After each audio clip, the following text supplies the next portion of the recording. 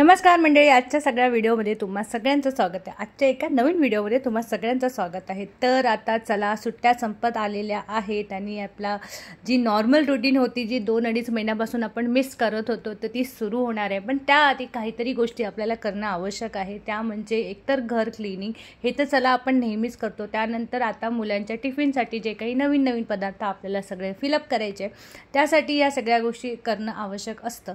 तर हा त्याच्यातला एक पहिला पार्ट आहे। तर सगळ्यात पहिला पार्टमध्ये येते ती क्लिनिंग। आता 2-2.5 महिन्यापासून म्हणा किंवा आपण बाहेर फिरायला गेलो, तिकडनं आलो, मग या सगळ्या गोष्टी कधी होतात कधी होत नाही। मी एप्रिलमध्ये क्लिनिंग केलं होतं, पण इतकंही जास्त चांगलं डीप क्लिनिंग केलं नव्हतं, म्हणजे इथपर्यंत तरी।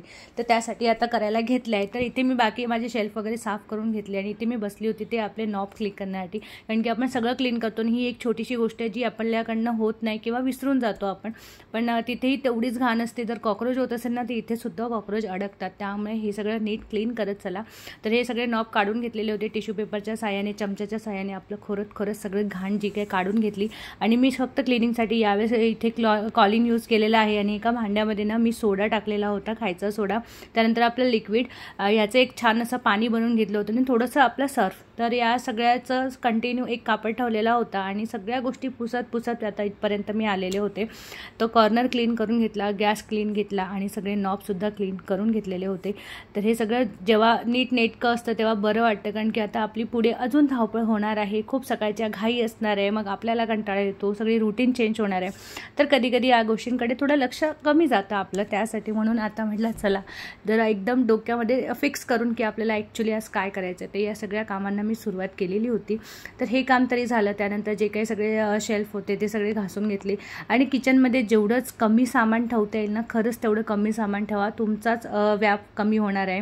तर इथे मी एक प्लॅस्टिकची ट्रे घेतला होता, त्याच्यानंतर त्याच्यामध्ये आपल्या कापडी पिशव्या मिळतात ना, तर त्याच्यासाठी खाली ते टाकलेलं होतं, कारण की कितीही म्हटलं तरी तेल ना थोडं ओघळतंच। आणि जर तुमच्याकडे असे 3-4 बॉटल्स असतील तर अशा प्रकारचे ऑर्गनायझर बरं पडतं। मी हे फक्त 40 रुपयाचा ट्रे आणलेला होता। डीमार्टमध्ये थोडा क्लासी बघितला तर तो काहीतरी 150 रुपयाचा होता। तर तेलाच्या बॉटल्स ठेवण्यासाठी इतका पैसा कशाला खर्च करा असा माझा थॉट होता। तर इथे माझ्याकडे फक्त हे कप ठेवण्याचं एक व्यवस्थित ऑर्गनायझर आहे आणि इथे एक छोटंसं ऑर्गनायझर। हे दोन्ही ऑर्गनायझर मी मिशोवरून मागवले होते आणि खूप मस्त आहेत, छान टिकलेले आहेत। काही म्हणजे स्टील म्हणतात की स्टील कधी स्टील नसतं, वेगळंच येतं, पण त्याला जंग वगैरे लागतो, पण असं काहीच झालेलं नव्हतं, खूप छान। तर बाकी सगळे डबे जे आपले डेली यूजचे आहेत ते वरचेवर चांगले ओले करून घेतलेले होते, कपड्याने पुसून घेते आणि परत सगळं रिअरेंज करते की चला किती छान दिसतं। आणि जेव्हा सगळं क्लिनिंग होतं ना, तेव्हा सारखं किचनमध्ये येऊन काहीतरी बघत असं वाटतं, मला तरी आवडतं। जसं आपण फ्रीज क्लीन केल्यावर सारखं त्याच्याकडे बघतो, तसं किचनमध्ये येऊन 1-2 चक्कर मारणं होते की आहा किती छान दिसते, किती छान दिसते। 2 दिवसांनी परत ज्याचं नाव तेच होणार आहे। तर त्यानंतर तो एक कॉर्नर तर झाला। तर हा कॉर्नर मी इथे क्लीन करते। हा ऑलरेडी क्लीन केलेला होता, पण त्याच्यानंतर वर जो एक्झॉस्ट फॅन आहे तो मी सोडा टाकून पूर्ण क्लीन केला, खूप चिकट होतो तो एक्झॉस्ट फॅन। तर त्याच्यासाठी ते जे त्याच्यातली काही घाण आहे ती खाली पडलेली होती, त्यामुळे इथे परत एकदा हात मारावा लागला मला।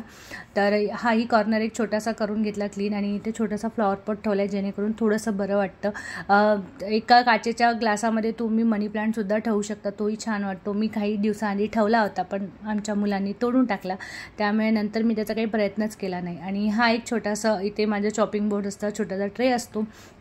ते सगळं झाल्यानंतर येतात ते ड्रॉअर क्लिनिंग, कारण की ह्या ड्रॉअरमध्ये तुम्ही कितीही व्यवस्थित ठेवा, 8 दिवसाने परत तो ड्रॉअर मेस होतो आणि यापुढे तर अजून होणार आहे। माझ्या घरी तरी होतो, मग टिफिनच आणून ठेवला, मग टिफिनमधलं काहीतरी बिस्किटच उरले, मग मी इथे ठेवू का, मग हे करू का, असं करता तो ड्रॉअर कधी भरतो ना कळतच नाही।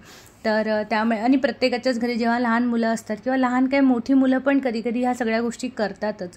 तर हा ऑर्गनायझर आपल्याला सतत ऑर्गनाईज करावंच लागतं। तर त्यासाठी जे काही साहित्य, आणि तोपर्यंत बघा आमच्या शेजाऱ्यांनी गावावरून आणले, मद्रासवरून आली, तर तिकडचे सगळे फूड्स आणलेले होते, मस्त चकली होती, वेफर्स वगैरे सगळं होतं।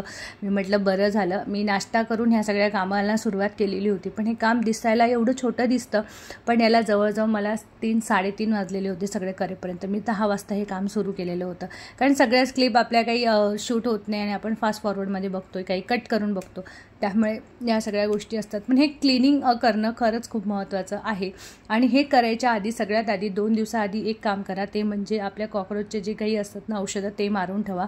ती क्लिप माझ्याच्याने राहिली नाही, तर मीही तेच केलेलं होतं। 2 दिवसाआधी मी हे सगळं केलेलं होतं।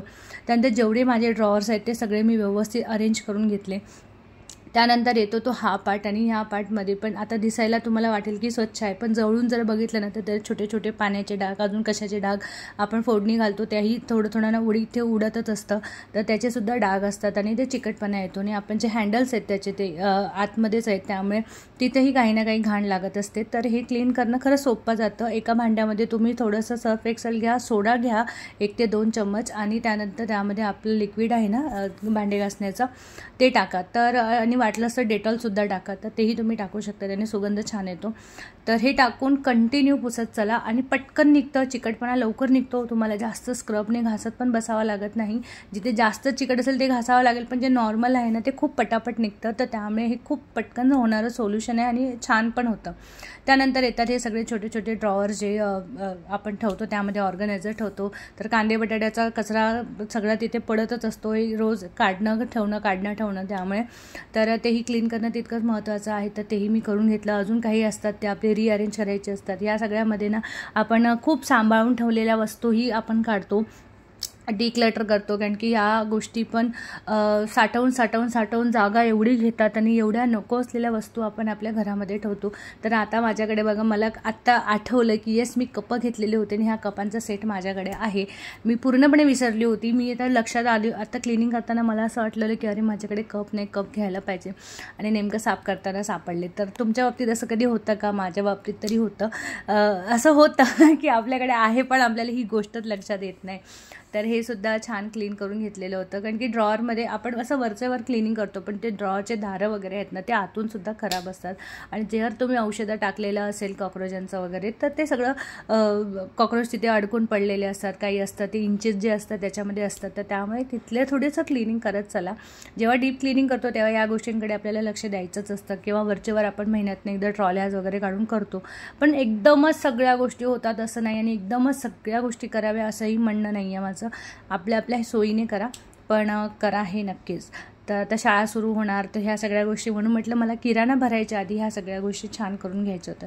तर मी कपांचा जो होतं ना ते कपं तर लावून घेतली. मी म्हटलं हा ऑर्गनायझर म्हणून एक छान उपयोग होईल. तर यामध्ये मी बघा काय काय ठेवलेलं आहे. आपल्या ज्या घासण्या असतात ज्या आपण ठेवतो, यामध्ये म्हणाल ना तर एक लिक्विड आहे कम्फर्टचं, जे एक्स्ट्रा होतं त्यामुळे मी याच्यामध्ये टाकलेलं आहे. त्यानंतर हे वाईप्स होते, या डांबर गोळ्या, परत आपल्याला जे क्लिनिंग करण्यासाठी लागतं आपण वॉश बेसिनमध्ये टाकतो ती पावडर असते ती, आणि ही असते माझ्या याच्यामध्ये ती पितांबरी आपल्या काही भांडे घासण्यासाठी. तर हे एक मस्त ऑर्गनायझर झालं आहे, आणि तुम्हीही सुद्धा असं करू शकता. हे आपल्याकडे नेहमी सापडतं. तर अशा प्रकारे 3-3:30 वाजता माझं सगळं क्लीन झालेलं होतं. आणि त्यातल्या त्यात हे बघा किती छान क्लीन झाले. आणि ह्या ज्या जाळ्या दिसतात ना त्या मी तुम्हाला दाखवते, त्या नेमक्या राहिल्या, माझ्या लक्षातूनच गेलं. म्हटलं चला दुसऱ्या दिवशी करू, आणि थोडासा वेळ होता तर म्हटलं चला जे काही आपल्याला भाजायचं ते भाजून ठेवलं. शेंगदाणे, जिरं आणि हे याचे धने ते भाजून ठेवलेत. मी म्हटलं आता त्याला थंड होऊ देते आणि मग संध्याकाळी निवांत त्याला ग्राइंड करेन. तर 3 वाजता मी पूजा केलेली होती, पण जेव्हा आपण घरावर दिवा लावावा हे तर नक्कीच. आणि मस्त घर चकाचक क्लीन झालेलं होतं. अशा वेळी निवांत शांत झोप लागते आपल्याला. तर प्रत्येकच गृहिणीचं असं होत असेल ना की सतत डोक्यात काही ना काही फिरत राहतं. तर अशा होता आजचा व्हिडिओ. तुम्हाला कसा वाटला नक्कीच सांगा. आणि तुमची क्लिनिंग सुरू झाली का?